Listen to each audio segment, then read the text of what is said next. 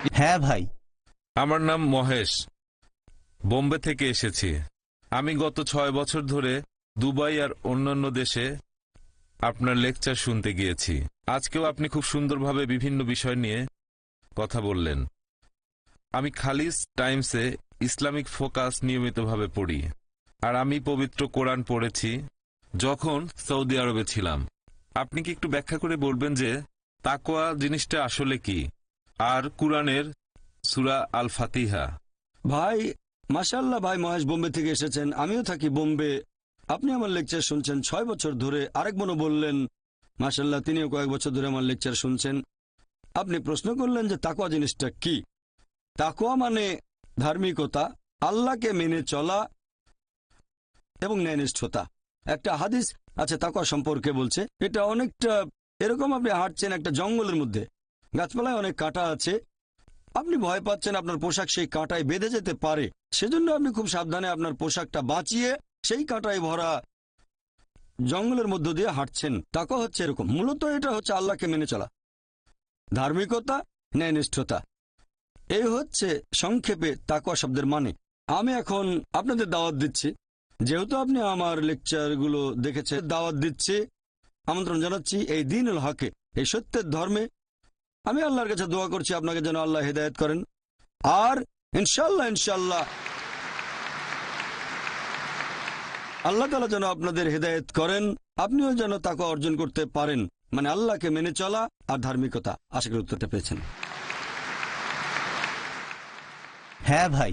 আপনি বাইবেলের উদ্ধৃতি দিতে গিয়ে একেবারে শাব্দিক অর্থ করে ফেলেছেন যে বাইবেল আমাদের এই শিক্ষা দিচ্ছে। আর আমি যতটুকু জানি যে গত কয়েকশো বছর ধরে বাইবেলের বিভিন্ন রূপক গল্প, সেগুলোর শাব্দিক অর্থগুলো এখন আর ধরা হয় না। এর পেছনের অর্থটাই হলো আসল। আমার প্রশ্নটা হলো যে ইসলাম ধর্মে কি এরকম কিছু করার চেষ্টা হয়েছে যেখানে শাব্দিক অর্থটা ধরা হবে না, বরং এর পেছনের অর্থটাকে গ্রহণ করা হবে, কোরআনে যেসব কথা বলা হয়েছে? ভাই আপনি প্রশ্ন করলেন যে আমি বাইবেলের উদ্ধৃতি দিয়েছি আর সবকিছুর শাব্দিক অর্থ করেছি, তবে গত কয়েকশো বছর ধরে রূপক অর্থগুলো নেওয়া হচ্ছে। রূপক গল্প কোরআনেও আছে, পবিত্র কোরআনেও রূপক আছে। আর কোনো কথা যদি কোরআনে বলা হয়, অনেক সময় দেখা যায় যে একটা শব্দের অনেকগুলো মানে আছে। যদি একটা শব্দের ৫-৬টা অর্থ হয়, হতে পারে সবগুলোই সঠিক, অথবা হয়তো একটা অর্থ ধরতে হবে। তবে তার মানে এই না যে পবিত্র কোরআন একটা কথা বলছে আর আপনি অন্য অর্থ ধরে বসলেন। পবিত্র কোরআনে রূপক গল্প আছে, অনেক রূপক গল্প পবিত্র কোরআনে, তবে তার মানে এই না যে শাব্দিক অর্থ কোরআনের বিরুদ্ধে যাবে। তাহলে কোরআন যেটা বলছে, বাইবেল যেটা বলছে, যেমন মূল যে ইনজিল, যীশু খ্রিস্টের উপর যে আসমানি কিতাব নাজিল হয়েছিল, সেটা পাঠানো হয়েছিল দিক নির্দেশনা হিসেবে, যেটা উল্লেখ করা হয়েছে সেটা মেনে চলতে হবে। হ্যাঁ, অনেক সময় হতে পারে যে অন্য আরো কিছু অর্থ হয় আর সেগুলো সঠিক, তার মানে এই না যে সাধারণ যে অর্থটা সেটা বাদ দিতে হবে। হ্যাঁ ভাই বলেন। আমি উদাহরণ দিচ্ছি, যেমন আপনি লেভিটিকাসের উদ্ধৃতি দিয়েছেন আমাদের পোশাকের ব্যাপারে, যেটা আছে খ্রিস্টান ধর্মে। তবে পরবর্তীতে যীশুখ্রিস্ট বলেছেন শুধু শালীনতা বজায় রাখতে, আমরা শালীন হয়ে চলব। এখনকার দিনে খ্রিস্টানরা শাব্দিক অর্থটা নাও নিতে পারে, পুরো শরীর ঢাকছে না, অথবা তারা ঢিলাঢালা পোশাক পরছে না। আমরা আধুনিক সমাজে বাস করি, এখানে শালীনতার অর্থ অন্যরকম হতে পারে, এইরকম আর কি। খুব সুন্দর। আমি আসলেই আপনার প্রশ্নটা পছন্দ করেছি। আপনারা প্রশ্ন করলে আমি উত্তর দেওয়ার যথাসাধ্য চেষ্টা করব। ভাই একটা উদাহরণ দিলেন যে আমি লেভিটিকাস থেকে বলেছি, আসলে লেভিটিকাসের উদ্ধৃতি না, বলেছিলাম ডিউটেরোনমি অধ্যায় 22 অনুচ্ছেদ 5, যেখানে শালীনতা সম্পর্কে বলা হয়েছে 1 তিমথি অধ্যায় 2 অনুচ্ছেদ 9, তারপর 1 করিন্থিয়ান্স অধ্যায় 11 অনুচ্ছেদ 5 থেকে 7 শালীনতা। এখন আপনি আমাকে বলছেন বাইবেলে যীশুখ্রিস্ট যখন বলছেন শালীনতা বজায় রাখতে হবে, এখানে শাব্দিকভাবে হলেও তিনি পোশাকের কথা বলেননি, বলেছেন সমাজের শালীনতার কথা। এটা হচ্ছে আপনার ব্যাখ্যা বাইবেল সম্পর্কে। আসুন দেখি যীশুখ্রিস্ট নিজের মুখে কি বলেছেন। যীশুখ্রিস্ট তার নিজের মুখে বলেছেন, গসপেল অফ ম্যাথিউ অধ্যায় নম্বর 5 অনুচ্ছেদ 17 থেকে 20, এটা ভেবো না যে আমি নবীগণের বিধি ব্যবস্থা ধ্বংস করতে এসেছি, আমি ধ্বংস করতে আসিনি বরং পূরণ করতে এসেছি। আকাশমণ্ডলে পৃথিবী লোপ না হওয়া পর্যন্ত এই বিধি ব্যবস্থার বিন্দু বিসর্গ লোপ হবে না, সবই পূরণ হবে। কেউ যদি এসব আদেশের মধ্যে সামান্য আদেশ অমান্য করে আর অন্যকে তা করতে শেখায়, তাহলে সে স্বর্গরাজ্যে তুচ্ছ বলে গণ্য হবে। আর যারা এই বিধি ব্যবস্থা পালন করে আর অন্যকে তা করতে শেখায়, তারা স্বর্গরাজ্যে মহান বলে গণ্য হবে। যদি তোমাদের ন্যায়নিষ্ঠতা শিক্ষক আর ফরিসীদের ন্যায়নিষ্ঠতা থেকে বেশি না হয়, তাহলে তোমরা স্বর্গরাজ্যে প্রবেশ করতে পারবে না। এখানে আমি কিং জেমস ভার্সনের অনুবাদটা পড়ে শোনালাম, মেমোরি থেকে বললাম। এটা কিং জেমস ভার্সনের বাংলা অনুবাদ, গসপেল অফ ম্যাথিউ, অধ্যায় নাম্বার 5, অনুচ্ছেদ হচ্ছে 17 থেকে 20। তাহলে যীশুখ্রিস্ট বলেছেন, যদি এই বিধি ব্যবস্থা সামান্য আইন অমান্য করেন, যেটা হচ্ছে ওল্ড টেস্টামেন্টে, আপনি তাহলে স্বর্গরাজ্যে ঢুকতে পারবেন না। এখন ওল্ড টেস্টামেন্টে বলা হয়েছে মহিলারা এমন কোনো পোশাক পরবে না যেটা পুরুষেরা পরে, আর পুরুষেরা এমন কোনো পোশাক পরবে না যেটা মহিলারা পরে থাকে। আর আপনি আমাকে বললেন যে ভাই জাকির, এটা আসলে শাব্দিক অর্থ। এখন সমাজ বদলে গেছে, আর যীশুখ্রিস্ট বলেছেন তিনি শান্তিতে থাকুন, যদি বিধি ব্যবস্থার সামান্য আইন অমান্য করেন তাহলে বেঁচতে যেতে পারবেন না। এখন আপনি কি বলবেন যীশুখ্রিস্ট আমাদের ভুল পথে পরিচালিত করার জন্য এসেছেন? মোটেই না। তিনি পরিষ্কার বলেছেন, আকাশমণ্ডল ও পৃথিবী লোপ না হওয়া পর্যন্ত এই বিধি ব্যবস্থার বিন্দু বিসর্গও লোপ হবে না, সবই পূরণ হবে। এটা আসলে পরে প্রচার করেছে পল, সেন্ট পল, যিনি নিজেই নিজেকে যীশুখ্রিস্টের শিষ্য বলে দাবি করেন। তিনি বলেছেন, দেখো বিধি ব্যবস্থাকে ক্রুশবিদ্ধ করা হয়েছে। এটা পলের শিক্ষা। যীশুখ্রিস্ট কখনো এরকম শিক্ষা দেননি। কাকে বিশ্বাস করবেন, যীশুখ্রিস্টকে বিশ্বাস করবেন নাকি সেন্ট পলকে? তারপর যীশুখ্রিস্ট আরো বলেছেন, যদি তোমাদের ন্যায়নিষ্ঠতা শিক্ষক আর ফরিসীদের ন্যায়নিষ্ঠতার চেয়ে বেশি না হয়, যদি ইহুদিদের চেয়ে উন্নত না হও, স্বর্গরাজ্যে প্রবেশ করতে পারবে না।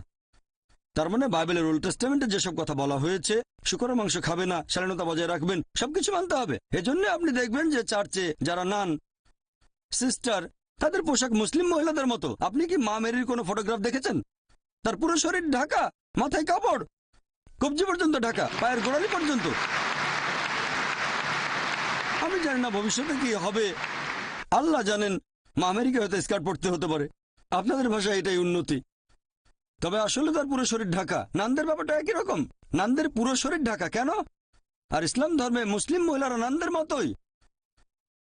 প্রত্যেক মুসলিম মহিলা ধার্মিকতার কথা যদি বলেন, সে হবে ধার্মিক আর শালীন। এখানে আমি বলবো, খ্রিস্টান বলতে যদি তাদের বোঝানো হয় যারা যীশু খ্রিস্টের শিক্ষাগুলো মেনে চলে, তাহলে আমরা মুসলিমরা খ্রিস্টানদের চেয়ে আরো বেশি খ্রিস্টান। হ্যাঁ ভাই, আমি বলতে চাচ্ছি যে বর্তমানের এই আধুনিক সমাজ ব্যবস্থায় আমরা আধুনিকভাবে সবকিছুর ব্যাখ্যা করব। আমরা সব ক্ষেত্রে শাব্দিক অর্থটা হয়তো ধরব না, আপনি যেভাবে ধর্মগ্রন্থের উদ্ধৃতি দিলেন সেভাবে ধরব না। আমরা বোঝার চেষ্টা করব যে যীশুখ্রিস্ট তিনি এই কথাগুলো দিয়ে আসলে কি বোঝাতে চেয়েছিলেন। আমরা ওল্ড টেস্টামেন্টের কথাগুলো মেনে চলব, তবে হয়তো শাব্দিক অর্থ না, বোঝার চেষ্টা করব তিনি কি বুঝিয়েছেন এই পোশাকের কথা বলে। যিশু বলেছেন এগুলো না থাকলে স্বর্গে যেতে পারবে না।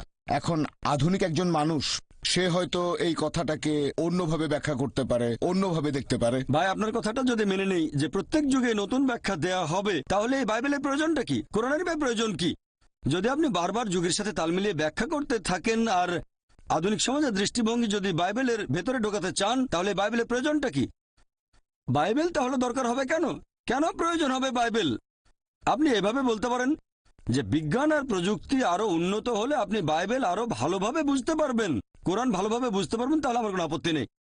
কিন্তু যদি বলেন আধুনিক সমাজ ব্যবস্থার উপর ভিত্তি করে আমরা নতুন ব্যাখ্যা করব কোরআন আর বাইবেলের, এটার কোনো মানেই হয় না। আল্লাহ আমাদের সৃষ্টিকর্তা, তিনি জানেন কোনটা আমাদের জন্য ভালো। আপনি বলতে চাচ্ছেন আল্লাহকে এটা জানেন না, আল্লাহকে ছোট করে দেখছেন। এটার মানে আপনি বলতে চাচ্ছেন যে আল্লাহ জানেন না সমাজ ব্যবস্থায় পরিবর্তন আসে। যদি পবিত্র কোরআন পড়ে দেখেন, যদিও এটা নাজিল হয়েছে 1400 বছর আগে, তারপরও কোরআনের এমন একটা কথা আপনি দেখাতে পারবেন না যেটা প্রতিষ্ঠিত কোনো বৈজ্ঞানিক তথ্যের বিরুদ্ধে যায়। এটা জানেন? বিজ্ঞান দিনে দিনে যতই উন্নত হোক, জ্ঞান বিজ্ঞানের মানুষ যতই উন্নত হোক, তারপরও কোরআনের একটা কথাও ভুল প্রমাণ করতে পারবে না। হয়তো চিন্তা ভাবনা করার জন্য একটা নতুন ধারা পাবো। যদি বিজ্ঞান উন্নত হয়, তাহলে আমরা হয়তো কোরআনের কিছু কথা আরো ভালো করে বুঝতে পারবো। এখনো বিজ্ঞানে আমাদের জানাটা খুবই সীমিত, সেজন্য কোরআনের বেশ কিছু আয়াত এখনো হয়তো আমরা বুঝতে পারি না। তার মানে এই না যে আধুনিক সমাজ ব্যবস্থার সাথে তাল মিলিয়ে সেই কথাটার একটা ব্যাখ্যা দিয়ে দেবেন।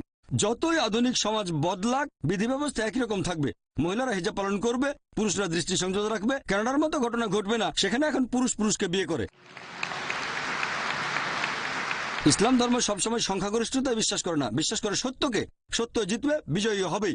আর যীশু খ্রিস্ট নিজের মুখেই বলেছেন, সত্যকে খোঁজো, সত্য তোমাকে মুক্তি দেবে। আমরা এমন গণতন্ত্রে বিশ্বাস করি না। হয়তো আজকে বললেন ঠিক আছে সমকামীরা বিয়ে করতে পারবে, তারপর শালীনতা বদলে গেছে, মহিলারা কম কাপড় পরবে। এগুলো হচ্ছে মানুষের বানানো আইন। আমাদের সবাইকে সৃষ্টি করেছেন আল্লাহ তাআলা, তিনি জানেন আমাদের জন্য কোনটা ভালো আর কোনটা খারাপ। সেজন্য ধর্ম মানে একটা জীবন দর্শন। আমরা আল্লাহ তাআলার দিক নির্দেশনাগুলো মেনে চলি, শুধুমাত্র তাহলে সত্যের পথে থাকবেন। আশা করি উত্তরটা পেয়েছেন।